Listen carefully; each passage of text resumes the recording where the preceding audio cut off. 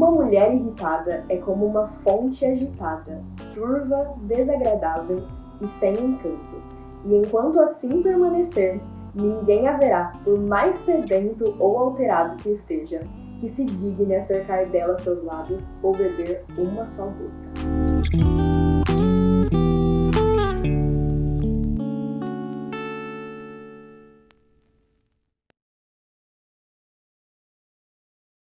O que eu falo? Que eu sou a Lívia...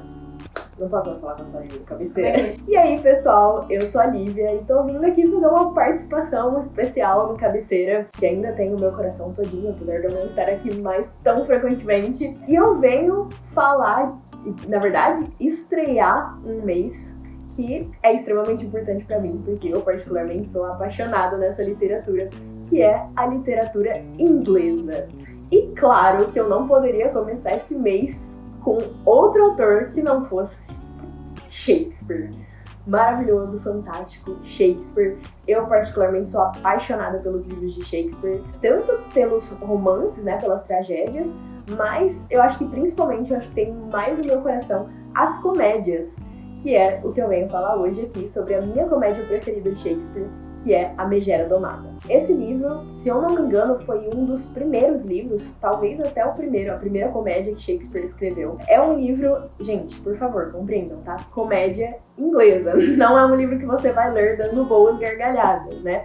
Mas você tem que entender o humor irônico do livro, o humor irônico que Shakespeare tinha. E é sensacional, é realmente muito, muito maravilhoso, muito diferente daquilo que a gente tem hoje em dia, né? E acho que, na verdade, esse é um livro que tá bem em alta ultimamente, né? Porque tivemos mais uma vez aí uma regravação da Megera Domada, eu acho que não chama assim, né, mas enfim, estão gravando aí a novela, né, a série da Megera Domada, mais uma vez, já ter 500 mil gravações, e agora tá voltando, então essa história tá se tornando conhecida de novo, e não é pra menos, é uma história realmente que merece a nossa atenção, que merece o nosso estudo, e merece uma compreensão um pouquinho maior do que simplesmente você ler a peça. Então, bom, o livro não começa especificamente na história da Megera Domada, né? A Megera Domada, na verdade, é uma peça que vai ser encenada dentro do livro. Então, o prólogo do livro apresenta uma história até meio aleatória, assim, que é um cara chamado Cristóvão Sly, que ele tá entrando ali num bar, né? Tipo, sei lá, seria uma cervejaria, um pub, alguma coisa do tipo, assim. E ele entra nesse lugar e ele tá todo embriagado, tá todo tadinho. Corta essa parte. Ele tá todo embriagado, ele tá todo acabado ali. E ele acaba desmaiando, dormindo, sei lá. Enfim, dá DP. PT! Dá PT no cara e ele dorme, desmaia, sei lá.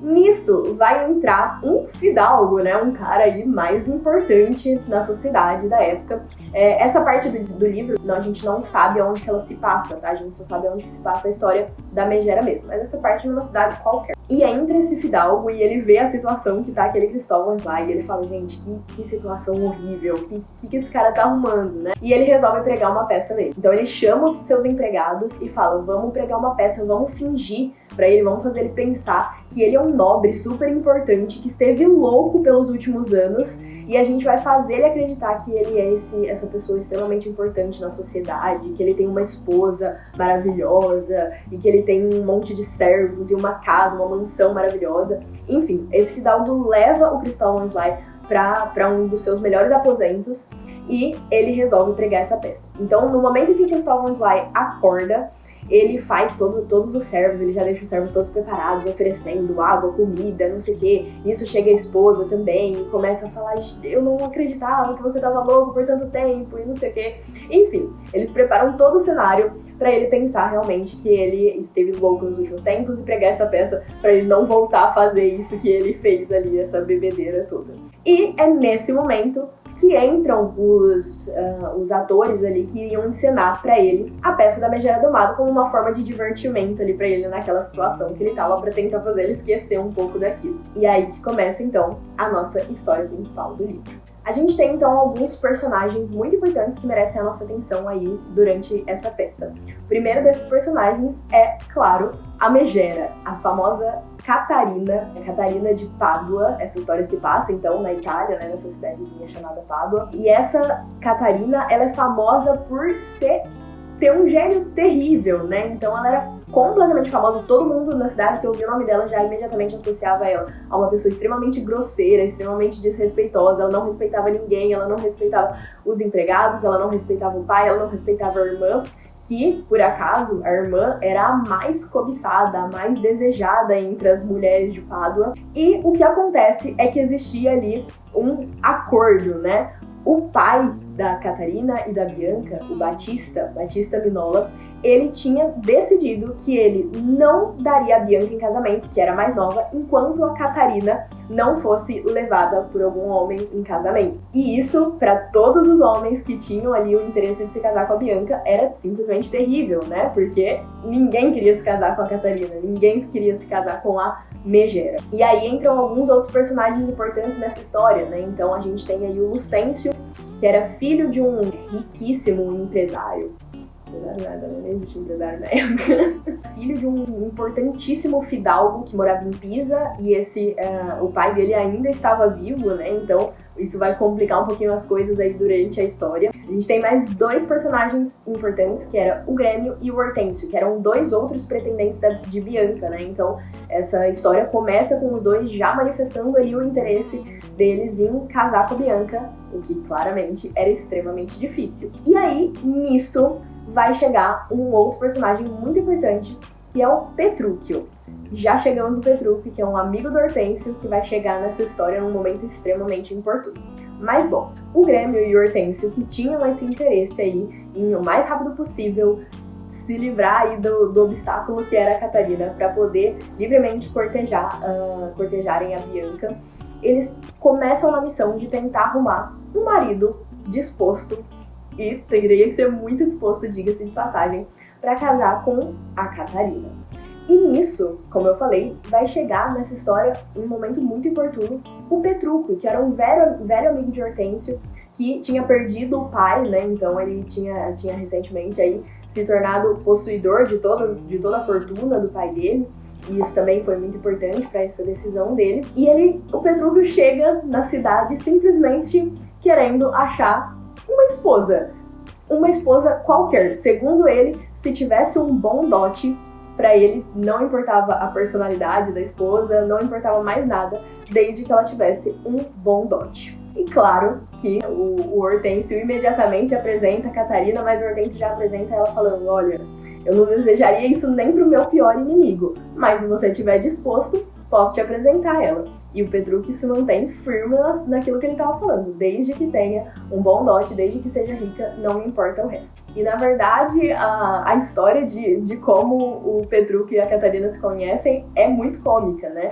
Porque o Petrúquio chega já se apresentando pro pai, já se apresentando pro Battista, dizendo que ele gostaria muito, que ele tinha ouvido falar coisas maravilhosas da tal da Catarina, e que ela era extremamente gentil, e que ele tinha o sonho de se casar com ela. E ele encontra então ali a Catarina, e ela começa já a soltar palavras extremamente ríspidas pra ele, xingar ele, palavras terríveis, e a cada coisa que ela fala, ele responde com: meu Deus do céu, como você é maravilhosa, como as suas palavras são doces, como você é gentil, nunca vi mulher mais linda em toda a Itália, e por aí vai, né? Então ele decide de alguma forma tentar conquistá-la, o que, claro, não acontece, porque a Catarina tinha um gênio terrível. E ela fala: nem sobre o meu cadáver vai acontecer da gente se juntar.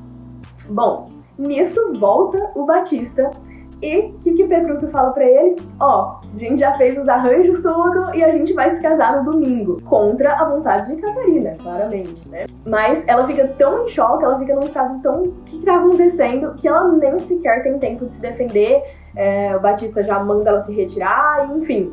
tudo preparado, então, para eles se casarem naquela mesma semana. Nesse meio tempo, tá acontecendo um outro processo aí entre o Lucêncio e o Hortêncio, que, lembremos, eram dois dos pretendentes de Bianca. O Lucêncio e o Hortêncio decidem se passar por professores, por homens comuns, para tentar conquistar a Bianca durante aí o processo dessas aulas, né? Então o Lucêncio se passa por um professor de música e o Hortêncio se passa por um professor de línguas. E eles estão ali nesse esforço para tentar conquistá-la. Quem vai acabar ganhando, a gente vai ficar sabendo já já. Quem vai acabar conquistando a Bianca. Mas a gente precisava primeiro tirar a Catarina do caminho, o que vai acontecer, como eu disse, no domingo seguinte. Bom, chega o dia do casamento, e Catarina claramente inconformada com tudo que estava acontecendo, mas chega o dia do casamento e o Petrúquio simplesmente aparece séculos atrasado pro próprio casamento. E, inclusive, eles pensam que ele não apareceria, e o Hortêncio vivia avisando, né, gente, o Petrúquio também não é fácil, tá? O Petrúquio também é meio difícil, é terrível. E ele chega todo atrasado, todo desleixado, então ele não chega com roupa de casamento, ele chega com uma roupa toda acabada, toda estragada, e ele fala, não tem tempo pra mudar, não tem tempo pra arrumar, vamos assim mesmo. Então ele já chega causando aquela baita impressão, né? E eles se casam, e antes da festa, o Petrúquio fala que precisa ir embora, que ele tem negócios pra resolver, e leva a Catarina com ele. E a Catarina começa a bater o pé, tentar brigar, falar que não, que ela iria ficar. E ele, impondo já, se mostrando realmente quem ele era e o que ele pretendia fazer com a Catarina, ele fala que não, que ele não aceitaria isso e que ela precisaria ir com ele. E acaba conseguindo tirar a Catarina da festa, e todo mundo fica sem entender o que tá acontecendo, e ele fala, não, aproveitem a festa por nós, e é isso. E leva ela pra casa de campo. Corta de volta pro Lucêncio e pro Hortêncio. Tínhamos ainda um outro personagem aí, que era um pretendente da Bianca, que era o Grêmio, mas o Grêmio vai ficar meio de escanteio aí nessa história, ele vai acabar não conseguindo conquistar aquilo que ele queria, e o Hortêncio, portanto, decide se casar com uma viúva. Por quê? Porque a Bianca tinha se apaixonado pelo Lucêncio. Então o Hortêncio fala que queria casar com uma viúva qualquer, uma mulher que tinha acabado de perder seu marido, que tinha um bom dote, e ele acaba se casando com essa viúva. E o Lucêncio decide se casar com a Bianca. Esse casamento tem que acontecer às pressas e tem que acontecer escondido. Por quê? Lembram que eu falei que o Lucêncio estava se passando por um professor, por um simples professor, um homem comum ali. E quem estava se passando pelo verdadeiro Lucêncio era um dos empregados dele, o Trânio. Então eles trocaram ali de personagem e o Trânio começou a também se colocar ali na lista de pessoas que iriam cortejar a Bianca. Então, enfim, tava uma confusão nessa história, cada pessoa se passando por uma pessoa que não era. E então o Lucêncio leva a Bianca e casa com ela às escondidas. Depois do casamento, as identidades são reveladas, né? Então o Trânio mostra que, na verdade, ele era empregado do Lucêncio, e o Lucêncio mostra quem ele realmente era e mostra o casamento ali que tinha acontecido com a Bianca. Agora, isso tudo é, na verdade, só um panorama para a parte mais importante aí dessa história, que é o processo em que o Petrúquio vai domar a Catarina. Então, por isso, a megera domada, né? Ele decide que ele vai domesticar a Catarina de uma forma mais bizarra possível. O Petrúquio, então, a partir desse período aí do casamento, depois que eles vão embora do casamento, ele decide que ele vai domesticar a Catarina através de dois processos: fome e privação de sono. O que pode parecer muito bizarro se a gente estiver pensando com a mentalidade de hoje em dia. Mas tentem pensar com a mentalidade de, sei lá, gente, 500 anos atrás.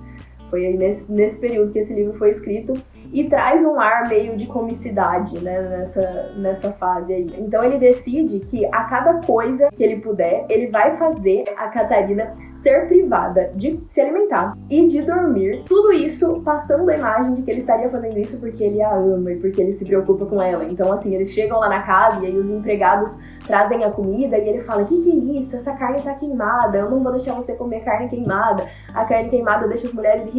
E ele joga as coisas longe, manda os empregados tirarem tudo e fala: não, vamos dormir sem comer mesmo, porque é melhor do que você comer uma carne queimada. E aí, quando eles sobem pro quarto pra dormir, a cada momento que a Catarina tá tentando dormir, ele começa a gritar e esbravejar com algum dos empregados, e ele não deixa ela dormir. E nisso, a Catarina já estava exausta, a Catarina já estava com fome, há muito tempo sem comer, então ela começa a implorar ali para os empregados trazerem alguma coisa para ela comer. E o Petrúquio sempre chega e estraga tudo, né? O Petrúquio sempre chega e impede ela de comer, de se alimentar. E, enfim, aos poucos, ela começa a meio que implorar para ele as coisas, né? Então, você já vê aquele estereótipo dela de nada me abala sendo quebrado, né? Por quê? Porque ela tá claramente numa situação extremamente vulnerável ali, né? Então ela implora pra ele: por favor, me dá alguma coisa pra comer, enfim, né? Então é uma situação um pouco bizarra se a gente pensar com essa mentalidade de hoje em dia. É realmente muito esquisito. Mas, mais uma vez, tenta entrar na cabeça de Shakespeare em 1500, certo? Cada vez mais essa imagem de Catarina vai sendo quebrada. E o auge que acontece dessa situação é num jantar, que é como se encerra aí o livro, né? A peça da Megera Domada e, consequentemente, o livro. Nesse jantar, que eles vão voltar aí, então, o Lucêncio já casado com a Bianca, o Hortêncio casado com a viúva, o Grêmio, solteiro, coitado, né? Se investiu tanto aí pra cortejar a Bianca e acabou solteiro. E o Petrúquio com a Catarina. E, na verdade, nesse movimento do Petrúquio voltar com a Catarina também, outra parte bizarra aí, que é o Petrúquio fala pra Catarina que eles querem de qualquer jeito, né? Então chegam alguns empregados pra trazer roupas lindas e tal, pra eles irem pela primeira vez aí na casa do pai, mas ele fala que não, que eles não precisam de nada daquilo, que tá tudo errado, e que eles iriam com as roupas comuns deles mesmo. E eles começam aí, enfim, tudo que seria possível dá errado nesse período. E aí no final, né, nesse jantar, só preciso pegar minha carteira que eu vou levar na Marina, porque depois eu vou acompanhar a vizinha e a Marina mora pro outro lado. E aí, nesse jantar, todos os casais reunidos, eles começam a conversar sobre quem seria a melhor esposa dos três, né? E aí, claramente, né, que o Batista fala, não, Lucêncio, você saiu ganhando com a Bianca, né? Todo mundo queria a Bianca. E o Hortêncio fala, não, mas eu acho que a minha esposa, que era a viúva, né? A viúva, coitada, não tem nem nome, né? Que era a viúva, ele fala, não, mas a minha esposa é a mais obediente, é a mais educada, e por aí vai, né? E o Petrúquio se mantém firme na sua decisão de que a Catarina era a melhor esposa, a mais educada, a mais respeitosa e a mais obediente. Isso mesmo. Eles fazem uma aposta para descobrir quem que seria a esposa mais obediente. Quem que vocês acham que acaba ganhando essa aposta? Sim, ninguém mais, ninguém menos do que Petrúquio apostando na Catarina. Então o que eles fazem é, eles pedem para um dos empregados chamarem as três, e a que viesse primeiro e mais prontamente seria, então, a esposa mais obediente, a esposa mais educada. E Bianca não vem, a viúva não vem, e quem vem é a Catarina. E, na verdade, a Catarina vem prontamente e depois traz as duas outras e dá meio que uma lição de moral para elas, do quanto elas seriam desobedientes e desrespeitosas com seus maridos. Mas, na verdade, nesse texto, que envolve aí as últimas páginas do livro, que seria ela dando essa bronca, essa lição de moral, a gente vê nas entrelinhas que tem muitas coisas extremamente cômicas, né? Então, na verdade, enquanto ela tá falando sobre o que você precisa ser submissa e o que você precisa ser respeitosa ao seu marido, na verdade, o que ela tá falando é, deixa ele pensar que ele tá te mandando, você finge que tá obedecendo ele, e com isso você vai poder, na verdade, fazer aquilo que você quiser. Então, pra época, imaginem o que era isso, né? Um texto desse que, na verdade, estava escondido nessa mensagem aí por trás desse discurso da Catarina no final, mas basicamente o que ela fala é isso: a mulher deve ser submissa, a mulher deve obedecer ao seu marido, deve ser calma, enfim. Mas nas entrelinhas, na verdade, o que ela tá falando é exatamente isso. Deixa ele pensar que ele tá mandando em você, você finge que tá obedecendo, e cada um vive a sua vida, que é a melhor forma que vocês podem ter convivência aí com o marido de vocês. Então, bom, Shakespeare, como sempre, extremamente irônico, extremamente colocando essas coisas bem nas entrelinhas. Se você não prestar muita atenção, talvez passe despercebido como uma peça corriqueira, uma peça talvez engraçada, né? Talvez deveras cômica, mas que se você fizer uma leitura um pouquinho mais profunda, você vai ver que tem muito mais na mensagem dele. É assim que se encerra, então, a Megera Domada, com a Megera realmente sendo domada. Olha que coisa. Recomendo fortemente que vocês leiam esse livro completo. Como eu falei, o principal não tá nem aí nessa história, né? Tá naquilo que Shakespeare vai colocando aí nas entrelinhas do livro. Então, recomendo muito que vocês leiam, e que vocês leiam também as outras peças de Shakespeare, né? Principalmente aí as comédias. Esse livrinho aqui que eu tenho tem 6 comédias de Shakespeare, né? As 6 principais comédias de Shakespeare. É um pouquinho difícil de encontrar, né? Eu comprei ele num sebo, mas você encontra outras versões aí na internet, com certeza. Encerramos dessa forma aí a primeira resenha do mês da literatura inglesa, com um dos mais conhecidos teatros da literatura inglesa. Mas calma, que tem muita coisa boa aí pela frente, tenho certeza, porque eu já tive vários spoilers aqui. Então continue acompanhando aí as próximas semanas no canal. Deixa o like se você gostou, não se esqueça de se inscrever, compartilha com os amigos e até a próxima. Tchau!